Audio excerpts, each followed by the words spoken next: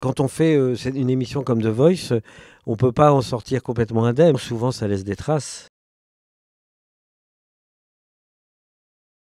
Il y a beaucoup d'étapes dans le casting de The Voice. Donc la première étape, évidemment, c'est les artistes qui s'inscrivent sur le site de TF1+, ou alors qui nous contactent sur les réseaux sociaux, sur le mien, Bruno Berberès, ou celui de The Voice, ou même sur une autre adresse, castingbbo@gmail.com. Ou aussi les castings organisés par Scoop, par exemple, comme à la foire internationale de Lyon. L'année dernière, ça fait à peu près 60 000 personnes. On regarde tout le monde.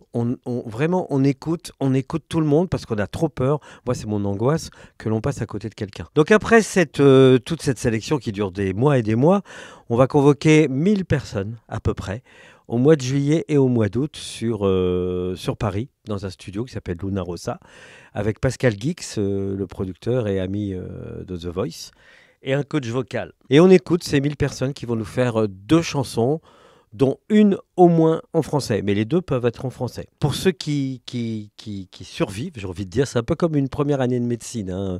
Le premier tour, c'est le plus dur. Il y a une deuxième étape. La deuxième étape s'appelle la prise de tonal. Là, on est à peu près à 200 artistes. L'artiste propose les chansons qu'il a envie de chanter et on travaille avec le coach vocal, la tonalité, et on commence à imaginer les arrangements. Troisième étape, les répétitions. Donc là, ça commence. C'était sérieux avant, mais c'est encore plus sérieux.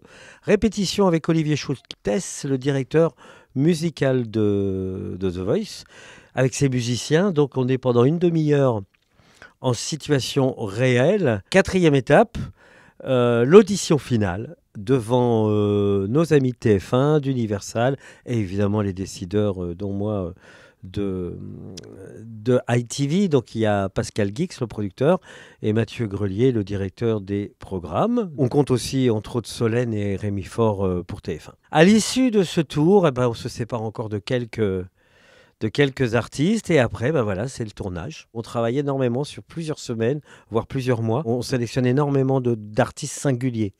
Alors ça veut dire quoi la singularité? La singularité, c'est Lilian qui vit bloqué dans les années 30. C'est aussi Vernis Rouge. Mais on a aussi des grandes voix comme celle de Manuela, quand on n'a que l'amour dans le premier épisode, Shanice la dernière fois dans Je suis malade.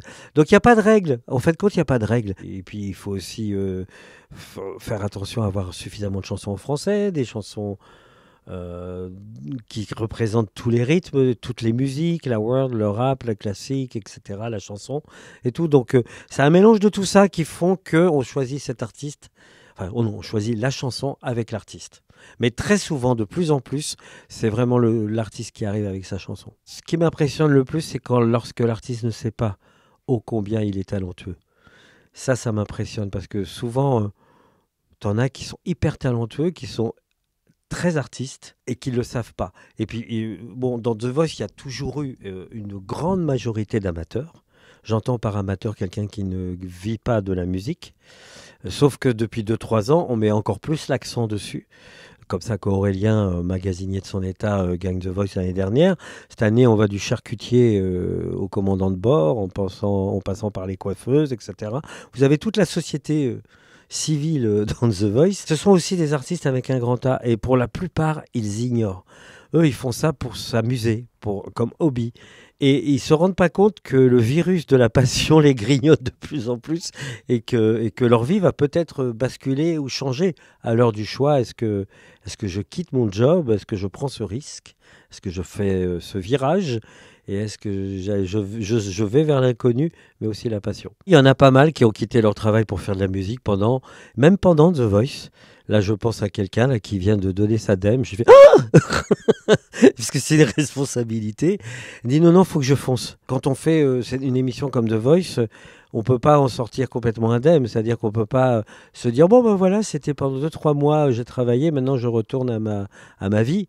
Non, souvent ça laisse des traces. Ah bah si je devais inventer une règle dans The Voice, ce serait l'école des fans, tout le monde est pris et tout le monde gagne. Ce serait plus simple parce que tu sais, quand on fait tous ces castings avec Pascal, c'est toujours déchirant de voir quelqu'un repartir comme ça.